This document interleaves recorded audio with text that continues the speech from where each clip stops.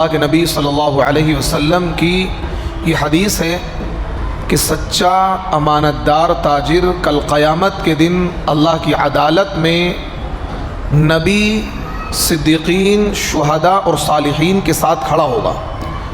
یعنی کہ ایک امانت دار اور سچے تاجر کا جو حشر ہوگا وہ نبیوں کے ساتھ، صالحین کے ساتھ، صدیقین کے ساتھ اور شہداء کے ساتھ ہوگا۔ ایک تاجر کو اللہ تعالیٰ نے اتنا بڑا مقام دیا ہے کیونکہ جو تاجر ہوتا ہے اس کا توکل اللہ پر بہت زیادہ ہوتا ہے۔ ایک تاجر وہ اپنی رقم، اپنی محنت لگاتا ہے اور اللہ پر بھروسہ کرتا ہے، اللہ کی ذات پر توکل کر کے بیٹھ جاتا ہے کہ اب اللہ تعالیٰ میری اس تجارت کو چلائیں گے، میرے اس بزنس کو چلائیں گے، تو اس کا بھروسہ اللہ پر زیادہ ہوتا ہے۔ اسی وجہ سے تاجر کو اتنا بڑا مقام دیا گیا ہے۔ یہی وجہ ہے کہ تاجر اللہ پر بہت زیادہ بھروسہ کرتا ہے تو تجارت میں اللہ نے بہت زیادہ روزی رکھی ہے۔ جامع مسجد امروہہ ایک بہت بڑا مدرسہ ہے، میں نے وہاں 2 سال پڑھائی کی ہے، سن 2003 اور 2004 میں، یعنی مولویت کی شروعات میں نے وہیں سے کی تھی۔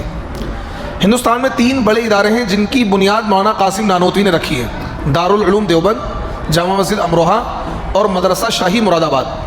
اور اللہ کا شکر ان تینوں مدرسوں میں پڑھا ہوں میں، مولانا قاسم کے تینوں ہی مدرسوں میں پڑھا ہوں میں الحمدللہ۔ تو جو مسجد، وہ مسجد کے اندر مدرسہ ہے، بہت بڑا مدرسہ ہے، میرے خیال میں اس وقت 2-2.5 ہزار بچے پڑھتے ہیں وہاں، اس وقت ہمارے زمانے میں 1,000 بچے پڑھتے تھے۔ تو وہ اس مسجد کے جو امام تھے، شاہی امام، عیدگاہ کے بھی امام تھے، مسجد کے امام تھے، مولانا عزت اللہ صدیقی۔ اس وقت ان کی عمر، جب میں 2003 کی بات بتا رہا ہوں، اس وقت ان کی عمر تقریباً 100 کے آس پاس تھی، اور وہ عام طور پر مغرب عشاء 2 نماز پڑھاتے تھے، باقی 3 نمازیں ان کے نائب پڑھاتے تھے، ان کے بیٹے پڑھاتے تھے یا کبھی کوئی، لیکن 2 نماز پرماننٹ وہ پڑھاتے تھے۔ تو وہ کیا کرتے تھے، شاہی امام تھے وہاں کے، پورے امروہہ کے شاہی امام تھے اور بڑے عالم تھے۔ ہم نے ان سے فارسی کی کتاب پڑھی ہے، گلستہ اور بوستہ، فارسی کے اچھے قابل آدمی تھے۔ تو ہم کیا دیکھتے تھے، جمعے کا خطبہ دے کر، نماز پڑھا کر وہ پیچھے چلے جاتے تھے۔ اس وقت ان کی عمر 100 سال تھی، اس وقت میری 14-15 سال عمر رہی ہوگی۔ تو ہم نے سوال کیا باقاعدہ ان سے، یار وقت کا شاہی امام، عیدگاہ کا امام، تقریباً 100 سال کی عمر، نماز پڑھاتے ہی پیچھے آ جاتے تھے اور صحن میں آ کر رومال بچھا کے سرما بیچتے تھے۔